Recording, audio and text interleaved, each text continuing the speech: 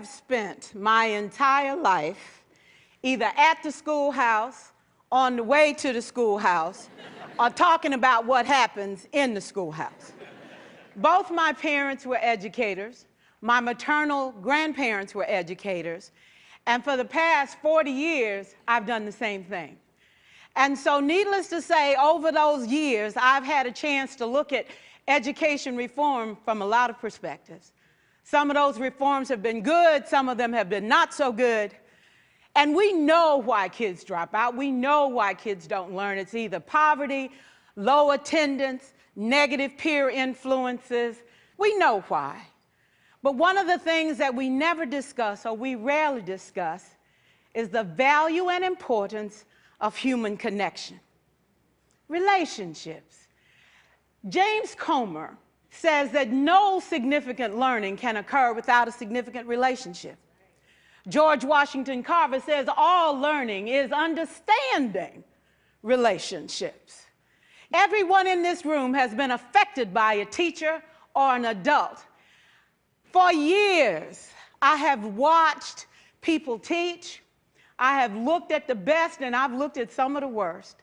A colleague said to me one time, they don't pay me to like the kids.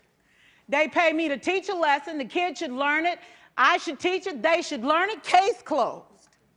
Well, I said to her, you know, kids don't learn from people they don't like.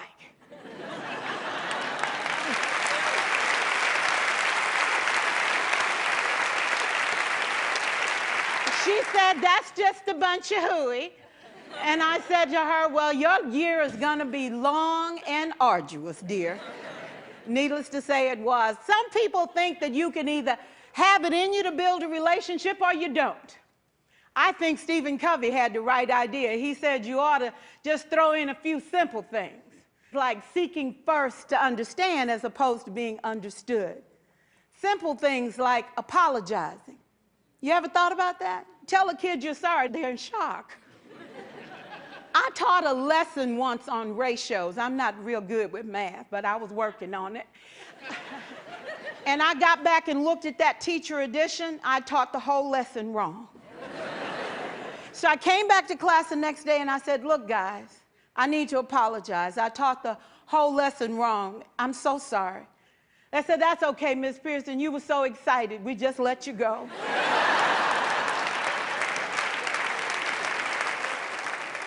I have had classes that were so low, so academically deficient that I cried. I wondered, how am I going to take this group in 9 months from where they are to where they need to be? And it was difficult. It was awfully hard. How do I raise the self-esteem of a child and his academic achievement at the same time? One year I came up with a bright idea. I told all my students, you were chosen to be in my class because I am the best teacher and you are the best students. They put us all together so we could show everybody else how to do it. One of the students said, really? I said, really? We have to show the other classes how to do it. So when we walk down the hall, people will notice us. So you can't make noise, you just have to strut.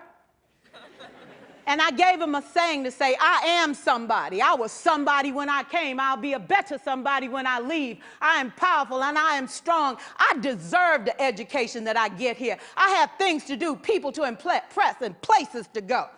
And they said, yeah. You say it long enough, it starts to be a part of you. And so,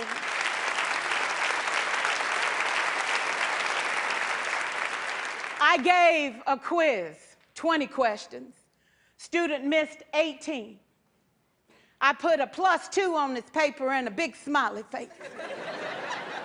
He said, Miss Pierson, is this an F? I said, yes. He said, then why'd you put a smiley face? I said, because you on the roll. You got 2 right, you didn't miss them all.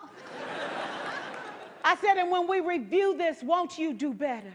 He said, yes, ma'am, I can do better. You see, -18 sucks all the life out of you. +2 said, I ain't all bad.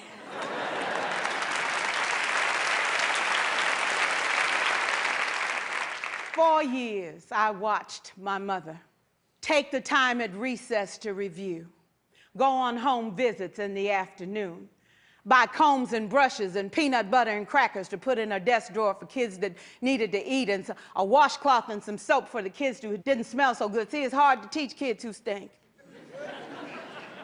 And kids can be cruel. And so she kept those things in her desk, and years later, after she retired, I watched some of those same kids come through and say to her, you know, Miss Walker, you made a difference in my life. You made it work for me. You made me feel like I was somebody when I knew at the bottom I wasn't.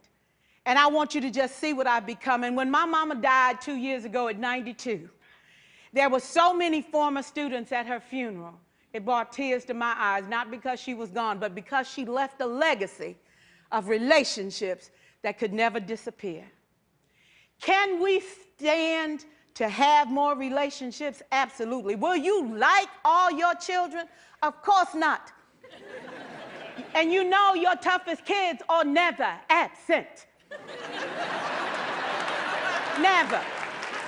You won't like them all, and the tough ones show up for a reason. It's the connection, it's the relationships. And while you won't like them all, the key is they can never, ever know it.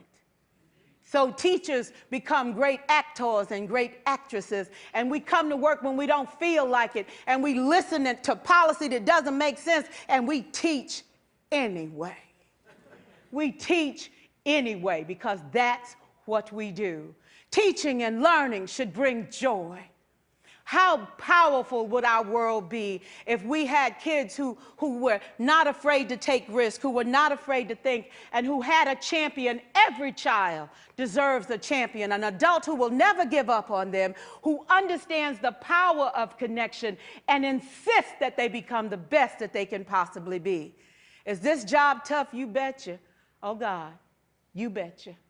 But it is not impossible. We can do this. We're educators. We're born to make a difference. Thank you so much.